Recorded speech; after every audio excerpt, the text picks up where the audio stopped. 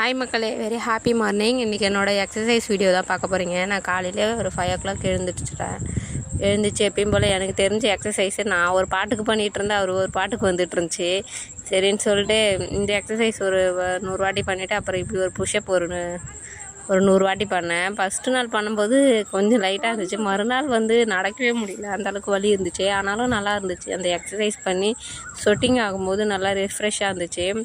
சரின்னு சொல்லிட்டு இந்த எக்ஸசைஸும் பண்ணிவிட்டு அப்படியே எனக்கு தெரிஞ்ச கொஞ்சம் பல எக்ஸசைஸ்லாம் பல திறமைகளெல்லாம் எடுத்து விட்டுட்டு அப்படியே திரும்பி என்ன பண்ணேன், ஒரு யோகா ஒன்று பண்ணிகிட்டு இருந்தேன். அந்த யோகா கொஞ்சம் நேரம் இப்படி உக்காந்துட்டு இருந்தேன், ஒரு கால் மேலே ஒரு காலை போட்டு. யூடியூப்பில் தான் பார்த்தேன்.